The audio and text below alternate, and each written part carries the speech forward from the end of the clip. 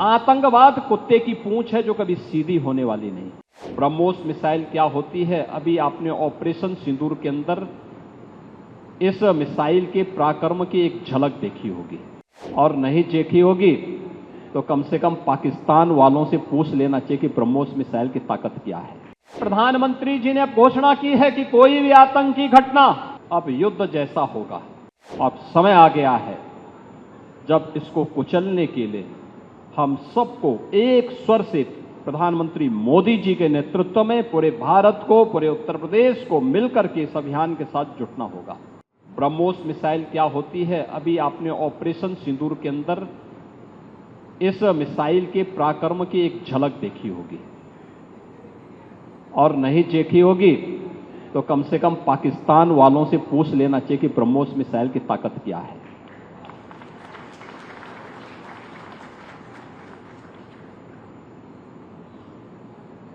आतंकवाद के प्रति प्रधानमंत्री जी ने अब घोषणा की है कि कोई भी आतंकी घटना अब युद्ध जैसा होगा। और याद करना, आतंकवाद को जब तक हम पूरी तरह कुचलेंगे नहीं तब तक समस्या का समाधान होगा भी नहीं।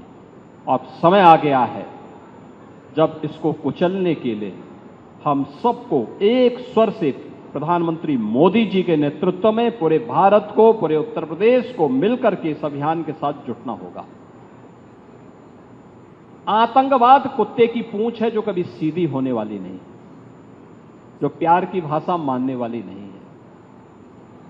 उसको उसकी भाषा में जवाब देने के लिए तैयार होगा, और इस दिशा में भारत ने ऑपरेशन सिंदूर के माध्यम से दुनिया को एक संदेश दे दिया है।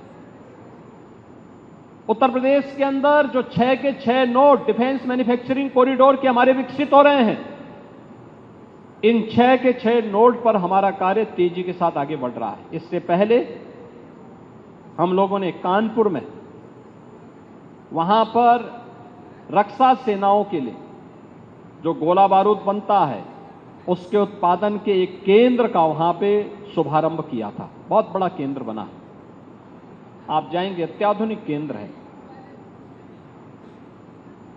अब वे अपने एक्सपेंशन के लिए भी उन्होंने और लैंड मांगनी प्रारंभ की।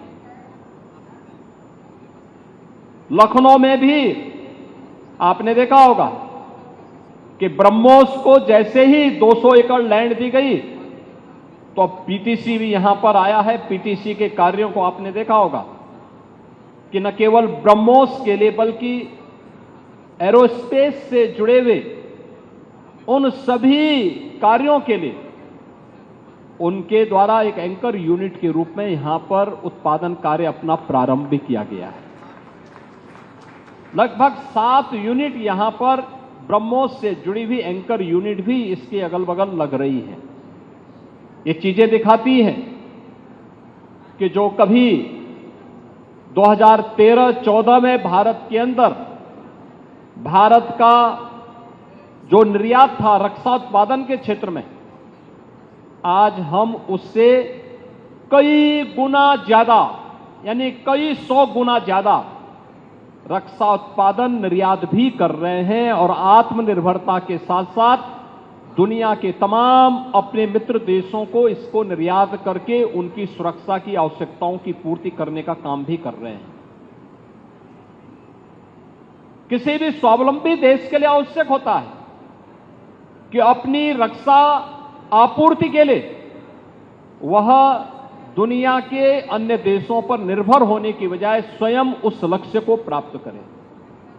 आज पूरी दुनिया के अंदर आप देख रहे होंगे युद्ध अलग अलग क्षेत्रों में हो रहे हैं, अलग अलग क्षेत्रों में हो रहे हैं। उन क्षेत्रों में अगर आप देखेंगे कि अगर जिन देशों के पास अपनी स्वयं की रक्षा उत्पादन की क्षमता नहीं है, वे देश इस प्रवर्तमान अभियान के एक अलग थलग पड़े हुए दिखाई देते हैं। लेकिन जिनके पास अपनी आत्मनिर्भरता है रक्षा उत्पादन के क्षेत्र में, वे दुनिया के अंदर पूरी धमक के साथ आगे बढ़ करके अपने कार्य को आगे बढ़ा रहे हैं। वीके न्यूज, राष्ट्र के नाम।